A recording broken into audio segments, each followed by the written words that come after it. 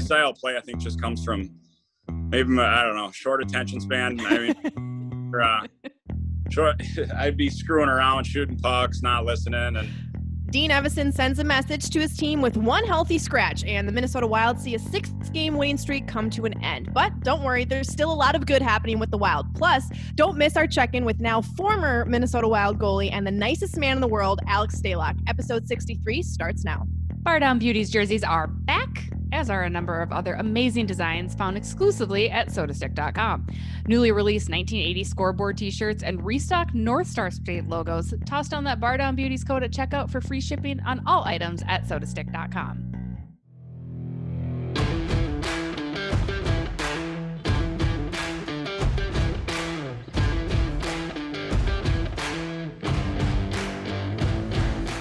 Hello, everybody. We're back, episode 63. So excited to have Mr. Alex Stalock join us as our guest. Stay tuned for that. You're not going to want to miss it because I just adore him. I'm going to miss him so much. He's so great. I am sad to see him go. He was one of the few guys that I could chat with in the locker room that is now gone. I have to make new friends. I hate it, Alexis. I hate it. He was one of my favorite interviews after a game because whether the Wild won or lost, he always had like something great to say. And like, he was a little intimidating when they lost because he is such a competitor that like, you knew he was going to give you a good quote. So sad to see him go. Wishing him the best of luck at Edmonton, but you will get to all that come the interview time later. Right. Plenty of talk. For those of you that don't know, he was placed on waivers by the Minnesota Wild, immediately picked up by the Edmonton Oilers. So he is now an Edmonton Oiler goaltender for the rest of the season here. So he's up there. I'm excited. He'll catch us up on where he's at, how things are looking for him amongst a scary health condition and a health scare as well. So stay tuned for that. Do we want to talk about the Minnesota Wild? Because they're kind of fun to talk about right now. They are kind of fun to talk about. Who'd have thought? Who'd have thought? Yeah, let's talk about them. Where do we want to start, Jesse? I mean, I will admit that my cynicism is slowly being chipped away, being removed from I'm not going to say fully because I will still always remain a little critical. Cut that thread for like 3 months from now when Jesse's on some rant about the team. You know what happens when your cynicism goes away? You get hurt. Yeah, I know. True. I know. See, right. that's exactly why I have built this wall. For those who have never understood it, I'm old and I have years of hurt by this team, by every Minnesota team, like every Minnesotan has. But that's why I'm never willing to believe it. And then when you cover the team all the time, you see things and you're just like, no, and you become a curmudgeon. Ask Royce, ask Judd, ask all those old guys that are around. I'm no different. I'm just a little bit younger. But no, I think even during the Vegas game, and not to, go back to all this past, because obviously they have the series against Arizona too, where things can change, but they're looking better and better. And, it's great to see them. They certainly are a team that seems to match up with their opponent, which against a team like Vegas is awesome because that makes them get their speed even going a little bit more and just kind of play the right way and do some of those right things. Not so great when you're playing against an LA team or an Anaheim and you're playing down to their level, certainly. Yeah. But I mean, they're starting to maybe make me believe, if you will, that there is something legit here. And there is, it's not just a flash in the pot, as we had talked about with Dane in last week's episode, right? Like maybe this is something that they can keep going. I mean, Alexis, are you feeling the same way? Yeah, and I think actually it was the Vegas series that proved that to me, even though they got the 2 losses. Just seeing the way that they played in those games, they had Vegas on the ropes in that first game and just couldn't finish. And in the second game, that score was no indication of how that game went. It was a 1-goal game with, minutes remaining in that game. So I thought that they played really well against them. And even though they didn't get wins in those games, I was optimistic coming out of it that this team is getting into a better spot. Are they a good enough team to take down Vegas however many times in a season right now? Maybe not, but they're better than I think we expected at the beginning of the season. And I really am interested to see, this is going to come out on a Monday after the Arizona series happens, but this series is going to be a really huge indication to me of what is this team really made of. You won 6 straight. Now you just dropped 2. How are you going to respond to that and try to get back into the win column against a team who you are supposed to be pretty equally matched with, right? So this is a very winnable set of games for the Minnesota Wild. So hopefully when this comes out next week and you guys are listening to it, the Wild are back on a little win streak. But I was very, there was a lot of things the Wild did right in those games against Vegas, despite not getting wins. And before that, they were a fast team, scoring off the rush, putting pucks in the back of the net. They were doing so many things that was really, really made them a fun team to watch, not just because we cover them and we're fans of them, but truly just around the league, we're getting attention. And if they can continue to play like that throughout the season, they're not going to win every game. No team is. But if you can find ways to do that night after night, they're going to have a very good finish to this season. And continue to do the little things. I mean, I really think the only major things that continue to plague them, and not that there should be ignored, special teams on both ends. You need to stay out of the box. This team cannot help itself. And certainly, yes, I'm not one that usually gets critical on officiating. I think there were plenty of missed calls against Vegas in that series there. And then obviously the power play needs to get clicking. It continues to be a league worst. But that's really the only glaring, consistently bad thing that the Wild are doing right now. And again, that is exciting. And Alexis, you had just said it. It's an exciting team to watch. I think that's probably part of why my cynicism is gone, because they are kind of fun to watch. I mean, even in all my years of coverage, maybe the 2016-17 team, but other than that, there's never been a team that's like, let's go score goals and let's go be fun and let's do these things that other hockey teams in the league have done. I mean, even my husband, who's been an avid fan night in and night out, he had even said, I'm actually excited to watch like a regular season Wild game again. And I think so many people are like that. And that's where it's a bummer, because still don't have fans back. I mean, it's a year that you would love to be there and have that fan presence, because you're missing out on that, but it's a bummer. I think we should just touch on the Zach Parise scratch. I know there's been a lot said about it this week, and he's back in the lineup against Arizona as was expected. It was just a 1-game thing. I mean, at the end of the day, it's a player that made a mistake that needed to be reprimanded for it by a scratch. And it just happens to be Zach Parise, and a player that you're giving all this money to, and a player that is wearing a letter. Shout out to Marcus Foligno for capturing that letter. Hashtag Marcus Foligno fan club for that game. I'm sure Alexis, you were thrilled all over to see that.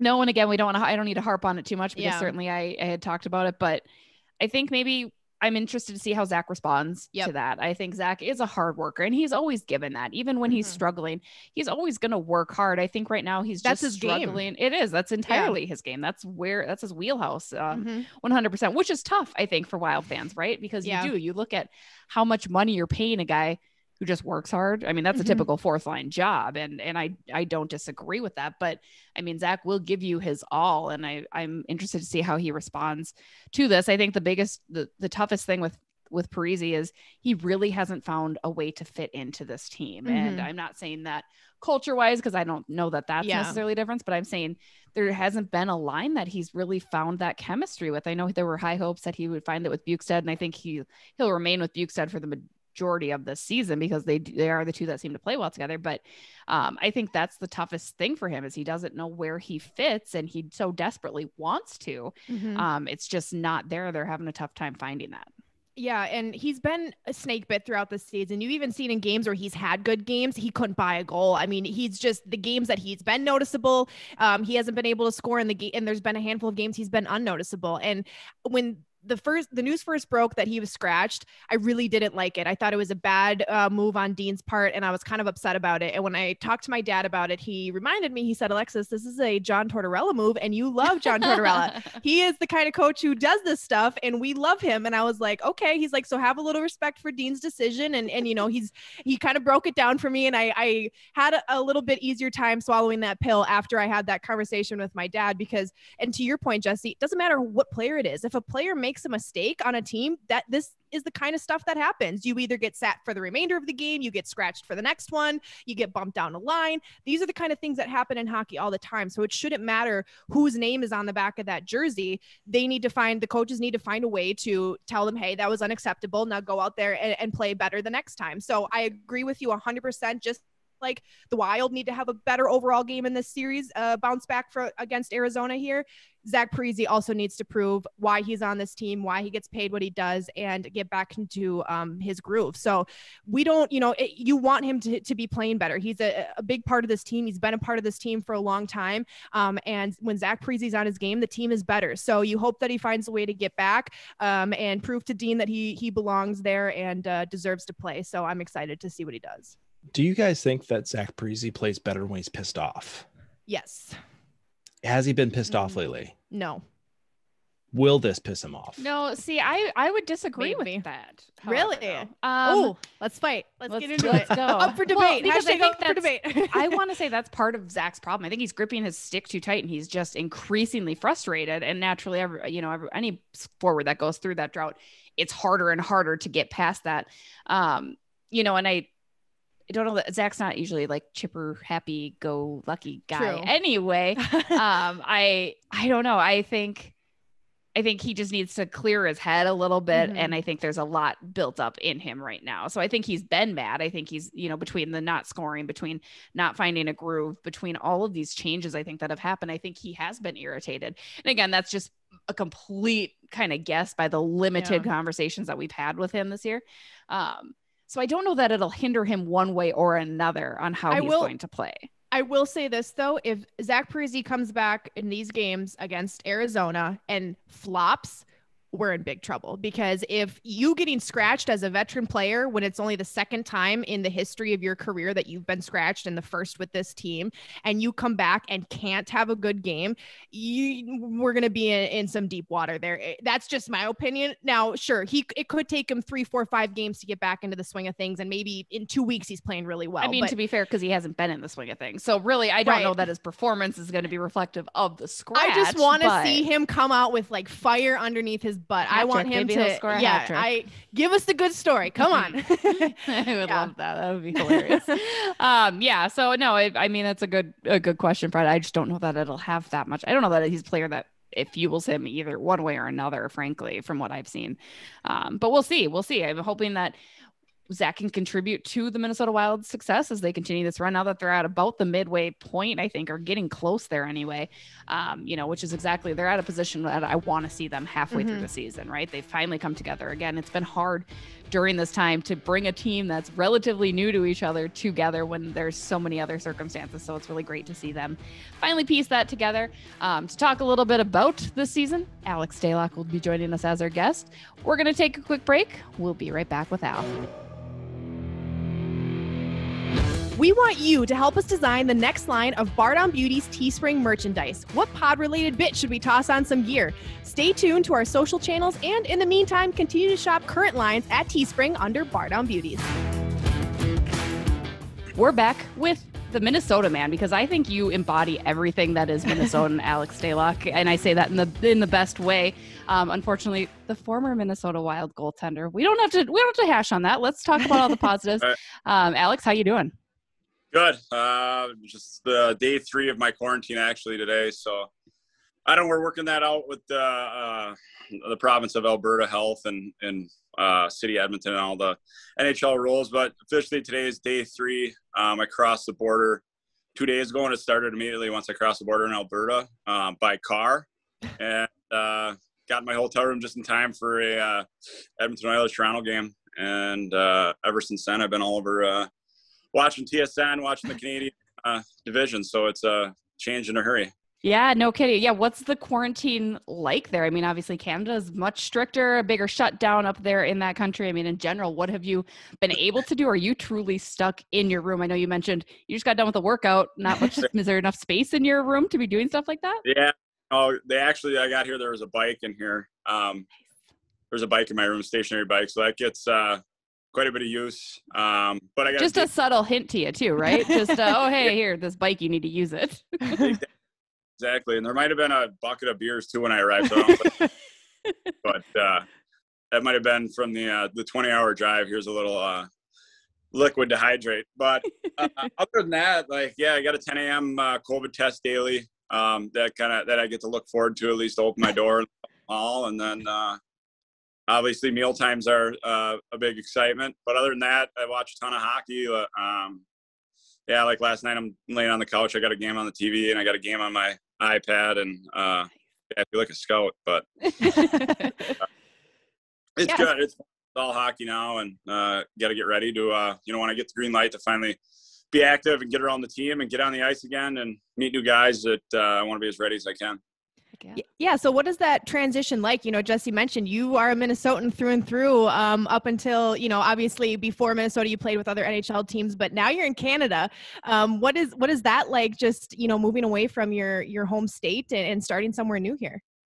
Yeah, obviously. I mean, I had some good talks with a lot of people from Minnesota, that care about you. And, obviously you're upset when you get that initial call or however it goes about. And, I think that's the biggest thing, is not to be upset and not to be, sour of how it ended or whatever it may be, and take every minute, every day that you were, got to be a part of the Wild, and, be excited and be thankful and grateful for every opportunity I had. And obviously my time in Minnesota was, remarkable, and teammates I had and all that was awesome. But, obviously it's a new chapter. And, for me, coming up to Edmonton, I'm lucky that obviously to play with actually one of the guys I met with in Minnesota, one of my closest friends, Tyler Ennis. I still talk to quite a bit, and I know when he got off the ice, he saw the news, and he FaceTimed me when I was still in the locker room. He's like, "Is this for real?" And I'm like, "Yeah, I'm on my way, man." So it was nice to have a close friend, obviously, here that makes the transition a little bit easier. But there's a team up here that's got a great chance to make a run. So that's obviously the exciting part of it. And, I'm looking forward to getting in the room and, seeing how this team, how it operates and how these guys click. And Connor McDavid's probably not too shabby to have scoring goals down for you on the other end, huh? Yeah. It's, he's a game breaker, and it'll be fun to watch him on a nightly basis. And a daily basis, really, in practice too. Yeah. You'd mentioned you were trying to take the positives, and truly in the article that Mr. Michael Russo had put together with you, that positivity shines through. And for as long as I've covered you, as long as I've known you, that's all I see. That's all everyone sees. Where do you find that positive? How do you stay positive? Because you're right, it sucks, right? You were able to play at home and that was so great, but you haven't really settled on that. Instead, you're looking ahead. Where does that positivity come from for you? I think we're just lucky to, play this game for a living. And, every day you get to go to the rink is a bonus. And I think when you're having fun, that's when you're at your best. And if you go to the rink and you're not having fun, it's probably not the profession you want to be in. And for me, it's, obviously there's sometimes it's work and sometimes it can be hard and you're struggling and there's long nights and a lot of travel and, you're away from family and friends. But, in the grand scheme of things, it's a short window of life, and, you want to make the most of it. And I just, I love going to the rink and being around the guys and having fun. And, I think that's, for me, why I still get a chance to do that every day. And I think you had mentioned to me, don't your parents text you before every game and remind you to have fun? That's so great. Yeah. Oh yeah. Yeah. To this day. So that's, it's a good reminder before I'm pulling into the rink that, I always get that text. Well, the hockey parents, there you go. Sending kids those texts no matter how old they are. It's pretty great. No, I know. I think that shows through, the positive attitude you have and just the fun you have with it shows through in the way that you play, which is very unique in goaltenders in today's day and age. How did you hone in on that style of goaltending, and how do you have so much fun with it? Because you truly do play such a unique game, and it makes it so fun to watch as well. I think for me, it was just, I played out a ton as a kid. So I played a lot of forward, played a lot of neighborhood hockey, and just kind of a rink rat. And you learn different positions. And obviously I settled in on goalie. I had an older brother that needed someone to shoot on all the time. So I had to jump in the net, and, it turned out it was probably, I guess, hopefully the right decision. Who knows? But, it's a position where, obviously it's a lot of nights. It's, a deciding factor in a game. And you got to have that mentality that, hey, sometimes you win, sometimes you lose. And, you got to sweep it aside in a hurry. But, my style of play, I think, just comes from maybe, I don't know, short attention span. Short, I'd be screwing around, shooting pucks, not listening. And, still this day, I'm sure some coaches would say, there's not a lot of listening. But, yeah, I think anytime you can go out and play the puck and help your defense and get out of the zone fast, that's one thing I think we kind of stressed last year, especially with kind of how our team dynamic changed a little bit. I think we gained some speed, and we wanted to play fast and play offensive. And we always talked about just getting out of our zone as fast as possible. And I think anytime, for a goalie that you have the capability where you can get out and handle a puck and get it into your defenseman's hands that are, a lot better with the puck, and it's a benefit to you, and then get it to the big money forwards and they do their job, and then we can point fingers on. Exactly. So does that make it kind of bittersweet? Because it does seem like this year's Wild team is great at breaking out of the zone, even a little bit better than we saw in the bubble. I mean, is that kind of a bummer for you if you're like, damn, I could have been a part of that. I could have helped watch some of those rushes, right? Or I mean, not to say Edmonton's, dramatically different, but the Wild certainly look a little bit different in that sense. They do, and I think it's obviously, with new coaching staff, guys have settled in.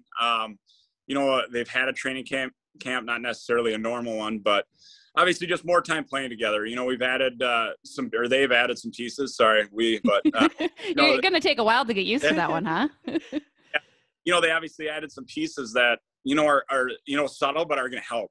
And like obviously with the Ian Cole, you bring a veteran like that, and that's 1 cups and calms things down back there. And it's just depth. And you look at guys that are moving up and down the lineup at forward. It's like there isn't a first line and a fourth line every night. It just seems like they're switching who's starting, who's playing against who, and it's good to see. And yeah, they're a team that they're gonna make a run. And if they can get hot at the right time, it's it'll be a group to watch. And I know they're having fun talking to them. I'll get FaceTimes from guys quite a bit, and it seems like they're having fun. Did you see obviously Capo Kähkönen had this opportunity, right, with your injury, unfortunately, and with your out, Capo stepped in. I mean, did you see a little bit of the writing on the wall? Again, I know in Russo's article you had mentioned you thought you'd make it through the season, right? I mean, what was that like, and kind of the timetable for a possible return, and then here you are off in Edmonton.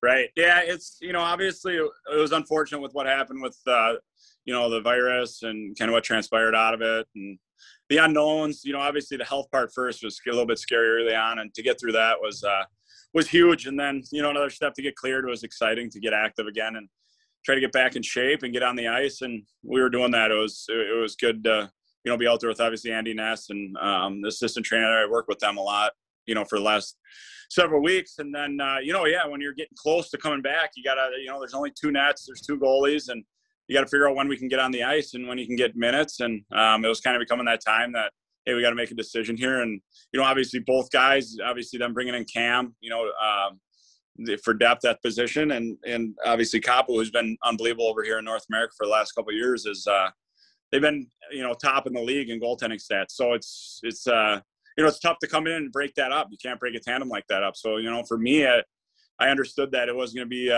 probably the taxi squad to start at least, and, wait maybe for an injury or something else may happen. And, unfortunate that, to go on waivers, obviously, but at the same time, it was kind of, you feel in the back of your mind, like, hey, I'm going to get picked up. And obviously it worked out. And so to come to a team that's, like hoping to make a playoff run, it's exciting, and maybe get a chance to get in there and make a difference. And like I said, just be ready when hopefully I get called upon. Is there a team that maybe you were hoping wouldn't find you on waivers at all? Like, please don't grab me. I know you need a goalie, but please don't. You can say no if you don't want to just be safe. Yeah. People can figure that out if they want. Alex, you mentioned when you were a kid that you kind of tried out all these positions, and you didn't settle in as a goalie until later on in your childhood and whatnot. And for those who don't know, you're a South St. Paul Packer. And for those who don't know, I'm also a South St. Paul Packer. And us South St. Paul Packers know that you played for them at the high school level. And you are, if you don't know this, are on the wall at Doug Woog Arena. There's a mural of past players, and you have made that wall. And I see it there when I cover high school games all the time. But that's a big hockey town. So you started very early on in a place that really embraced hockey. And how did that help you as you moved through your career and now to where you're at?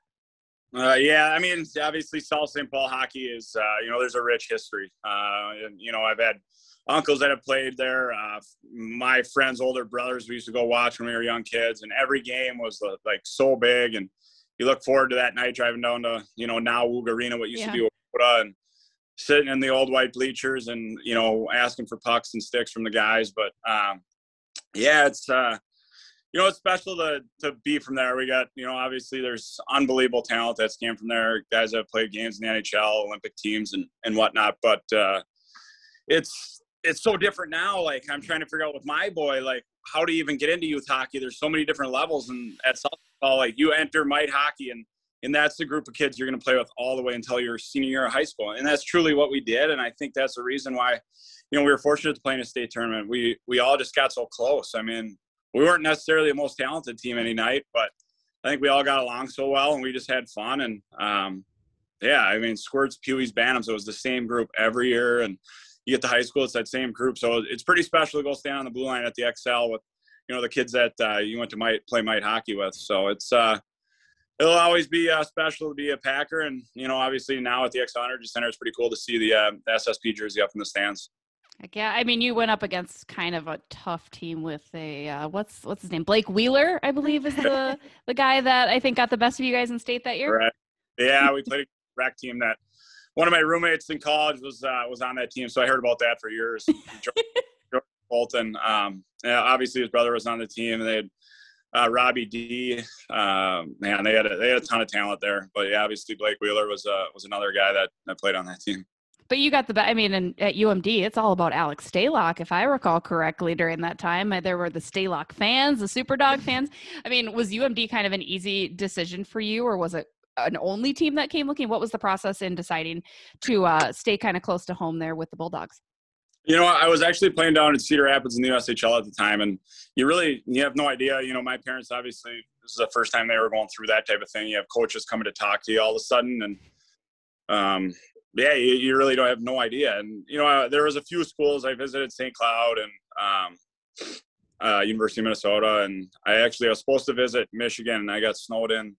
So I never actually went. And the night that I was supposed to go was the famous Michigan State football game. I still think it's like an instant ESPN from back in like 2000. I would have been like 2004. But so that Michigan just didn't seem like it was right out of the gate. So, obviously that was kind of a decision that I was like, well, this doesn't seem right. But, I went to Duluth. I went up there to visit. I sat down with Coach Sandelin. I had great visits with Steve Rollick at the time, who would visit me down in Cedar Rapids. And I think, it was 20 minutes out of Duluth when I was returning back to Cedar Rapids. I was calling my parents, and I was like, hey, I'm going to Duluth. This is, it just seems right. I had a great interview, like a sit down with Sandelin, and I was like, I got to make some phone calls because this is where I'm going to go. And shortly after, that's where I decided to make my commit. And now I look back on it, I was like, wow, it was, incredible 3 years I had there. Are you surprised at all at the success that Sandlin has had with the guys that he's had? I mean, they're unbelievable. They were going run. Right. They're contenders every year. I mean, how exciting is that for that program? It's so cool. I mean, obviously there's guys that I play with. I got to play on that 2011 championship team that have national championship rings, but it's amazing how it transformed from, obviously I came in our class, kind of the tail end of the group that went in 2004. And they just all graduated. So it was, we had a huge class ahead of us. So I think there was like 14 sophomores when we were freshmen, and we were a younger team. I think we only had like 2 or 3 seniors, and it was hard our first, year or two to get back on the map. And, we struggled a little bit, and then all of a sudden we ended up getting a few kids by the last name of Connolly. And it was pretty amazing how they kind of not flip the program, but, they give us a spark. 2 little freshmen come walking in, and, together they're about 10 feet tall, and you're like, really? And also play, and you're like, holy buckets, this could be good. And sure enough, they helped that program huge. They were good for us. And not only, obviously on the ice, but off the ice, they were great teammates. And I think, obviously Jack went on to win a Hobie and a national championship, but that was kind of the start of, where they are today. Yeah. So when did the dream of playing in the NHL start to materialize for you? Was this something that you wanted to do as a kid? Did it not come until later? When did it seem like a possibility? And what was kind of the first couple of teams you really dreamed about playing for? Yeah, I think it was probably as a kid. I think every time my teacher asked what I wanted to do when I was older, I think I'd put it in and they'd probably give it back and be like, no, really, what do you want to do? I don't know. That's what my goal was, is like, no one's going to stop me. This is what I want to do. And, but yeah, once I guess I don't even know when you really, it's like, wow, this could happen. Obviously getting drafted is a big thing. And, you think, wow, I'm going to get drafted. I'm playing the NHL, but yet you're still far from playing. And, you get to college, and obviously then, is there a chance you get a chance to even go pro or sign a contract? And, timing has to be so right. And the organization has to see you as a guy that potentially could be, a guy that could play for them. And, yeah, it worked out. I got lucky and started playing well at the right time. And so happened in the American League, they had a goalie that needed surgery. And, it's amazing. You look back, timing of everything, how it works, and signed my contract after 3 years at UMD. And that's kind of really when it set in, like, holy cow, it's time to go now. And you're one step away from being on TV and playing NHL. So it was pretty special. And obviously to go to Worcester, Massachusetts, it was a whole new group of people. I had to just start to figure out that, it wasn't one of those deals like Minnesota where you're at a stop sign and no one goes because you're like, no, you go ahead. All of a sudden in Worcester, everybody goes at the same time. So it was, there's no Minnesota nice out east, right? You're losing that. No, it was completely opposite. Like everybody went at the same time. So it was fun. You're young, you're pro, you're getting paid right away. Like, all you really need is an Xbox and, roommates and like a couple good bars. And that's like your American League City. And, I was fortunate to have an unbelievable coach who's still coaching in that organization, Roy Sommer, for 3 or 4 years, whatever it was. And, and then finally to get that call is a pretty exciting day to, obviously head up to the NHL and go to the West Coast. I know everybody talked about that back when the team was obviously in Worcester, but the flight out west was a lot better than the flight east. And I'll still remember that to this day, getting that first call. Well, right. And you kind of alluded to it. It's so much harder to be an NHL goalie because you have very few spots. You're kind of dependent on somebody getting hurt, right? Or something going wrong, unfortunately, for somebody else in their career to get your opportunity because you're carrying 2 goalies per NHL team. I mean, you got lucky and then down, right? You battled with injury, in San Jose. Tell us a little bit about that and how you just kept your head to it and nose to the grind in order to work up to be the starting goaltender last year for the Minnesota Wild. Yeah, in San Jose, I was unfortunate. I got hurt actually down in the American League, but the series of events was crazy. It was my first recall. I ended up going in maybe a couple games later and ended up winning. Actually, we were winning. I think it was 3-0, and we pulled that side. Or Todd McClellan pulled Anthony Emmy, and I went in, and we ended up coming back and winning. I think it might have been Patrick Marleau's 1000th game too. So it was just a crazy night. My parents were actually in the stands. It was our first game back in San Jose from being on the road, and they actually flew out for it. And sure enough, I get thrown in there, and so that worked out really cool. But then at the time, back in the day, they had a tennis match or a tennis tournament or tennis series at the SAP Center. So they used to go on the road for like 15 days or 18 days, something crazy. They go on a really long road trip. So we went to Anaheim, and then we went out east, and the first stop was Boston. So they sent like 3 guys down to Worcester at the time, go get a game, and then come back the next afternoon. And that game I went down and played. That was the game I got stepped on and was out for a year. So it's just like it was crazy timing. And you at the time you're like, why did it work out that way? But obviously stuff happens for a reason, and you never want injuries to obviously derail what's going on. But it was an unfortunate break, where you just think, hey, I'm starting to figure this out and get a chance, and this could be really fun. And all of a sudden hits an abrupt stop. And, it was 1 year of rehab where I was out for a year and started trying to come back in February. And I think I started in the East Coast League, and I played down there for a few games to see if I could do it again. And, it wasn't as easy, with where my foot was, and started to climb my way back up. And then that year I bounced all around. I went from Stockton in the East Coast League to Worcester, and then I got back there again. They had 2 goalies that were playing awesome, so I got loaned to Peoria, and I was just all over the place. And I was like, holy cow, what's going on here? And went back to San Jose the next year and went back to work, and and from there, like you said, it all worked out, and I got to play on some unbelievable teams there. And my last year there, that was probably one of the better teams to be a part of, and they went to the Cup Finals. But I got dealt at the deadline, and went to Toronto and didn't obviously have the greatest experience there, and didn't have the best of luck. And then the phone rang that summer. It was Chuck Fletcher, and still to this day, I thank him for obviously picking up the phone and kind of taking a chance where I was at in my career, the unknowns, and can he get back to playing where he was? And Chuck laid it out for me and said, "Here's what we think, and if you can do this, we'd love to have you here because that's our goal. And if you can hold up your end, you'll be here." And it worked out. Ended up, having obviously some great years in Minnesota with guys that I'll always remember. Yeah. So what is that like, getting the call from your hometown team GM and saying, hey, come back to Minnesota? We talk about it all the time, how great it is to play for one of your hometown teams, but at the pro level, what was that like to come back and be able to have your friends and family watch you night after night and just to be back home? Yeah, that was awesome. And obviously July 1st that summer I wasn't answering the phone every second and feel it shielding GM in the league. So, I mean, any call at the time, there wasn't a ton of calls that summer, obviously, with the year I had. So, came down to just like a couple teams, and I think it was just a no-brainer. I had some good people to talk to that have played here or, were playing here, and it was an easy decision. And, the respect I have for Chuck and, the conversations that we had and the chance he gave me, I'll always remember that.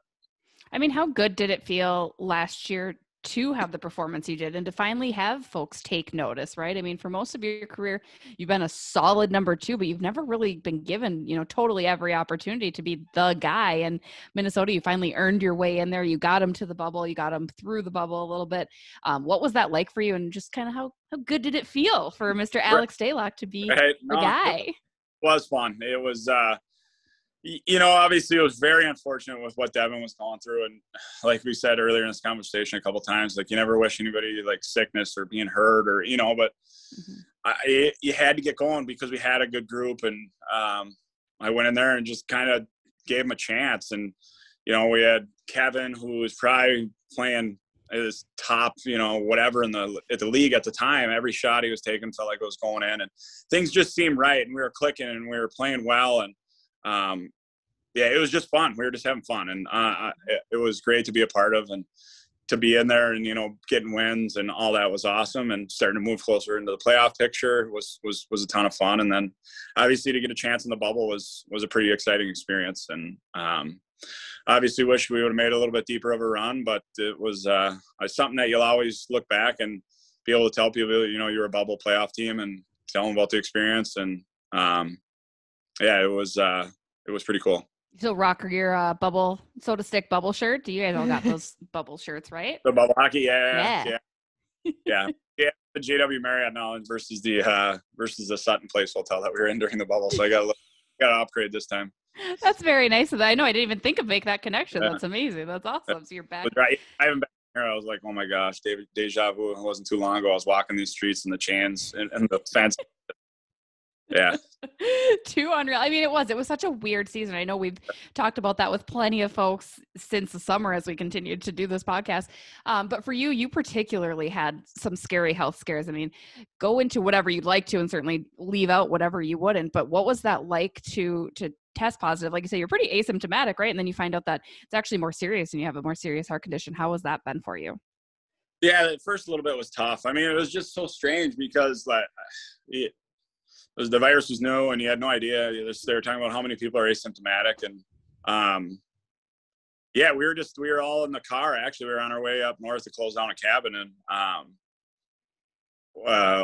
got the call at 3:00 and we had the kids and everything. And Doc called me like, hey, you're positive. I'm like, really? What?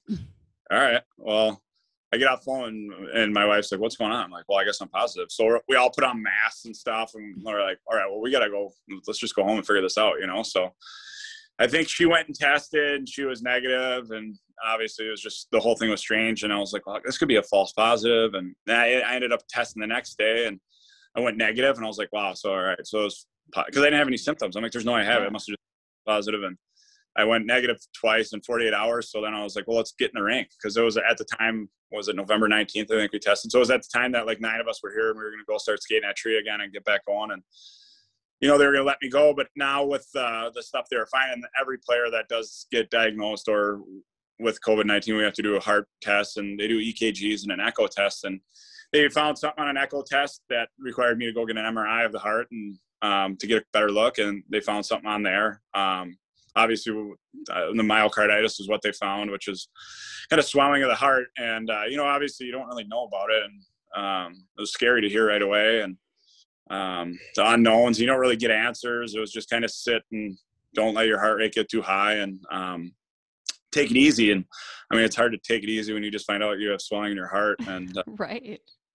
they wanted me to wait 6 weeks to get MRI, which, I mean, you look back now, I wish it was something you could do in like 2 or 3 weeks because the timing of it, you didn't get to start the season. And but obviously you have to respect the decision of the doctors. And, so 6 weeks later, I went in for an MRI in the middle of January, and the swelling was gone and cleared. So that was great news. And got to get back working out. And, it was a slow process, obviously, starting with light workouts, light bike rides and stuff like that to building up your cardio and getting back on the ice. And, obviously in the last, few days before this move was I was getting back on the ice with the taxi squad and seeing shots and, feeling like you're around the team again. And then obviously the decision was made to put me on waivers. And, fortunate for me, I get a chance, a new start, new chapter, and I'm looking forward to it. I mean, you're the guy with the biggest heart that I've ever met. So really it makes sense that there would be a natural swelling in there. Is this something then that can come back at all? Or how does that, pertain to your future at all? Or is it something that kind of was just a one-off of COVID? What have they told you a little bit about that situation? Yeah, so I think it is. It's just from any viral infection, actually. So I think you could essentially get it from having the flu or some type of virus. So it's caused by stress on the heart while you have COVID. So essentially I was asymptomatic or very minor symptoms or whatever it may be at the time. It was that time where we were working out and we were just getting like a lot of pro guys in the area were skating together and ramping up our workouts because it seemed like, NHL we were going to get going. So guys are starting to ramp their workouts up, and obviously I was starting to go pretty hard. And if, I had the virus in my system, they're telling people obviously now to not work out and not, stress your heart when you have COVID. And it's, I wish, obviously you learn more and more every day, but I wish whether I would have knew earlier or, I mean, it's hard to go back and change, but it's, I'm glad, I guess they caught it because it could have been a day late. And the way my test came back, they were negative. And if we would have tested a day later, I guess I wouldn't have shown up and I would have never known. So who knows? Right. Well, as we wrap up our interview with you here, my last question for you is just now that you are starting to feel better, getting back into the swing of things, and now with a brand new team, what are you most looking forward to as this season wraps up and your future moves forward here? Well, hopefully I can go on a playoff run with this group. Honestly, it's, this division is really cool. I've talked to a couple guys up here, not only on obviously on this team, but guys that have played in this division now with Ottawa or guys with Toronto or whatever. And there's like, it's unbelievable. The viewership and like the fans, like how it's on, I turn on TV at like 5 o'clock and it's all over every team in Canada. I'm like, holy cow. But it's cool to be a part of it. And playing in Canadian City, it just cranks it up that much more. And obviously we talked about the storied franchise here in Edmonton, the cups they've won, and the team this year, the group of guys they have, hopefully is a group that can make a deep run and be a part of it. And, obviously when, if I get a chance to get in the net with these guys, I can, give them a chance to win some games and hopefully play the puck a little bit. Well, I saw on Twitter that people were already calling for you to start in a game. So there we go. There's something. Yeah. And I was going to say, too, that the good news is Wild fans can cheer for you without feeling guilty because of the way the divisions are aligned. So we all wish you the best of luck here in Minnesota, and we don't have to feel the least bit guilty about it. Right. Exactly. That's a lot of people said. But then, I'll talk to guys still on the team or whatever, and we'll see in the conference finals. It'll be funny, but, we'll see how it shakes out. I'm looking forward to it. I'm excited to get out of my quarantine, I'll tell you that. Get outside and see what the air feels like here. But golf and a lot of hockey nights, so it's you're surviving. Being cooped up in here, yeah. No, any binge TV shows? Any good shows that you have jumped on? I'm not a show guy, to be honest. I don't have attention span to get through it. I can't. My wife hates it. I'll watch show for like done. I can't do movies. It's got to be documentaries or like golf or something like that. I can do documentaries. There's some good documentaries on Netflix you should check out. Like there's some good murder ones. I've been really into like murder. My husband's a little concerned about it. Like a lot of them about wives killing husbands. That's what my wife, I come into the room, she's got like 60 minutes on her, those CMV shows. I'm like, well, how are you going to do this? Yeah. You'll know, like just look at her history of 60 Minutes and that's how she did it. That's how she got rid of him. Well, Alex, thank you again so much. Thanks for entertaining us while you were in quarantine. Best of luck. We truly will miss you here in Minnesota and look forward to all the success that you will have with Edmonton until the conference finals and you face the Wild. Then it's done. Well, thanks a lot, you guys. I appreciate it. That was fun. Yeah, no problem. All right. We're going to take a quick break. We'll be right back. Hey guys, this is producer Fred. I just want to ask everyone to go out there and spread the word about Bardown Beauties. Leave us a like, share, thumbs up, review, you name it, we want to hear from you. Find us on YouTube, Instagram, Facebook, Twitter, and of course, your favorite podcast app.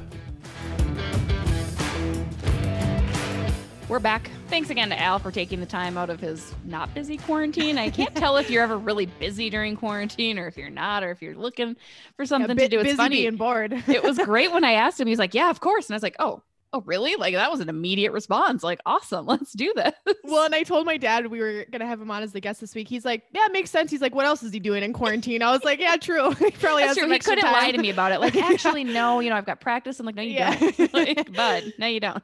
I know things. No. So that's awesome. Again, best of luck to him with the Edmonton Oilers until the Western Conference Finals when they meet the Wild Plam and we win. Yep. Yeah, exactly. Sorry. I love it. This week's up for debate. A lot of fun. I really particularly loved it. Well done, Miss Alexis. This was a fantastic selection. Tough to narrow it down to the three players for sure, because there are plenty of guys exceeding expectations without question. But you went with Matt Zuccarello, Victor Rask, and Kaapo Kähkönen. Why did you choose those three? I think because when you look at the way their seasons unfolded, obviously Kaapo's young, so that was an easy one for me because you never know how a young goalie is going to perform, especially the netminder position can be tough to come into the league as. Victor Rask, obviously pretty unnoticeable last season and was, on lower lines last season, so kind of in a new role and performing differently this year. And with Zuccarello, he dealt with an injury when he came onto the team. I think there's higher expectations for him, didn't really provide those, could have been because of the injury, but either way, he's playing a lot better this season. So it was tough to narrow it down. And I saw some people mentioning, what about Greenway? What about Hartman? Right. So that's a good problem to have, Wild fans, that a lot of guys are exceeding expectations. But yeah, those were the three that I went with. And I even had a tough time deciding which of the three I thought was exceeding expectations. Who did you go with, Jesse? A good and like a sad thing, right? Like, we have no expectations for I know. Sorry to last year's team, but this team is really doing good. No, I thought they were great. I mean, I had a tough time. Kaapo for me was out immediately because I'm like, no, I expected him to do well. Like, I talked about that all offseason. I'm very excited that he has risen to the standards that I had for him. And I think that a lot of people had for him, and he's really proven everybody wrong, even exceeded, I guess, to an extent, a little bit of those, but really he's met the bar for what I had thought he might be. Tough to go between Matt Zuccarello. Originally I had done Mr. Victor Rask up for the task, but that's because the bar was on the ground, if not below the ground. And that's not to be point. Right. Like, how do I say this nicely? That's not to be mean, but there just wasn't anything there. He didn't set anything for me. There was nothing impressive. So it was easy for him to hurdle that, right? He just had to step over it. So I'm going to switch my initial answer that I had on social. And I'm going to say Matt Zuccarello for the fact that he had pressure to live up to when he came back. I mean, he was slotted in, Matt Zuccarello, when he comes back, he's got to be in the top 6. He's got to do this and that. So he had that on his back, and he didn't have a great year last year, right? So it's not that I expected much out of him this year, but there was pressure for him coming into the season because they were so desperate for somebody to come in, shake this team up once he got back from injury. So I'm going to shift gears and say Matt Zuccarello is my player that exceeded expectations in a very good way. I'm glad you went with him because I went with Rask, and I was also kind of torn between Rask and Zuccarello, and same reason you kind of gave for Kähkönen. I was kind of like, we saw what he could do. So, we know he's good. He was goaltender of the year in the AHL. But just his youth was the kind of the talking point for me there. But yeah, I went with Rask, and just because we didn't know when he came onto this Wild team what he was really capable of. He came from his former team with not great stats. He comes onto the Wild, gets slotted into these low lines, third and fourth line, and gets scratched a lot. And when he is playing, he's not very noticeable. And I think Wild fans are pretty much in agreement that of the big trades that happened last year for the Wild, that one was the biggest flop coming out of last season, right? I think most people would say that, especially seeing the way Nino has performed over in Carolina. So I think that for me was the reason that seeing the way he's played game after game, he is now a big part of this team, especially that first line who's been really successful. Part of that is because of Victor Rask. And so the bar was on the ground and there was basically no expectations there because we didn't even know really what he was capable of, what his ceiling was. Right. And just seeing the way he's played this year, I'm now thinking, wow, I never would have expected this out of him. And for that reason, I kind of went with him. But yeah, a great problem to have, Wild fans. And I agree with people who said Greenway. he had high expectations from the coaching staff coming into the season. Obviously, they asked for changes from him in the offseason, and I think he went through with those, and it's showing in his game. Hartman is another great one because, again, kind of similar to Zuccarello in the sense that, we thought he might have some potential, probably not as much as Zuccarello, but he's been a big part of this team as well. I think you could even argue Foligno maybe has kind of stepped into a bit more of a scoring role on this team. So there's a lot of arguments you could have made for this one.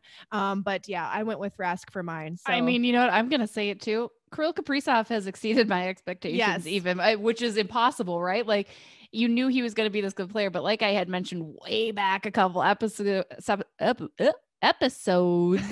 Don't worry. I know. Seeing him that day one at training camp, I was like, he's even better than I imagined, right? So it's like, in a sense, he's kind of even exceeded everything that I thought he'd be capable of, because he's still a rookie and he's still a guy that shouldn't be performing like he is against these men in the league. So certainly Minnesota Wild in general exceeding my very low expectations that I generally. And I want to come back to this debate, like at the end of the year. I would love to see these same three players. How are we feeling about them once the year ends? Are they still performing? Are they so Bardown Beauties fans, hold us accountable for this. We want to come back to this conversation in mid-May. I love it. I love it. If you guys have ideas for our Up for Debate, certainly shoot them over to us. If you have ideas for topics or storylines that you think we should follow up on, we love to give you guys what you want, more of what the audience wants within reason. It's not about us. It's a lot about us. Like, I will talk about myself all day long if we were permitted. This is our podcast. So. This is our podcast. This is ours. Right, Fred? No, this is my podcast. Oh, right. We forget sometimes. The Fred Show. That's why you're all here. That's why you're all here. Vote if we should change the name of the podcast to the Fred Show. Love it. That's a one-off. That sounds like a like season YouTube 3. exclusive. Yes, exactly. I already have the trademark. I'm ready to go. There we go. Beautiful. You guys are all wonderful. Thank you again for tuning in for another fantastic episode. Shout out to our presenting sponsor, sodastick.com. A big thank you to Talk North for featuring us on their amazing network, as well as thank you to Kowalski's for being a supporting partner of all of us. Teespring as well. Be sure to check out our merchandise on there. Be sure to get your Bardown Beauties jerseys before those sell out yet again. And just be sure to subscribe, rate, do all that good stuff so we can keep giving you content night in and night out, day in and day out, however, whenever you're listening to us. I also want to give a special thanks to Kirsten Kroll and Wild Amplified for allowing us to come on there and be featured on a new network, kind of per se, a new series with her, and talk a little bit about ourselves and Bardown Beauty. So be sure to go check out Wild Amplified if you have not yet, and you'll see more of us. Who doesn't want more of us? More of us. Yeah. And check out our episode with Kirsten from a couple weeks ago if you want more of Kirsten. So you get a little bit of everything. Always. We're all about supporting everybody, everything, grow the game, all that good stuff. So again, feel free to reach out to us anytime with feedback, criticisms, hopefully 5 stars, maybe too. Give us some of that love. We got a lot of exciting things that we are planning to unveil in the coming year, so stay tuned for that. That'll do it, guys. Have a lovely day.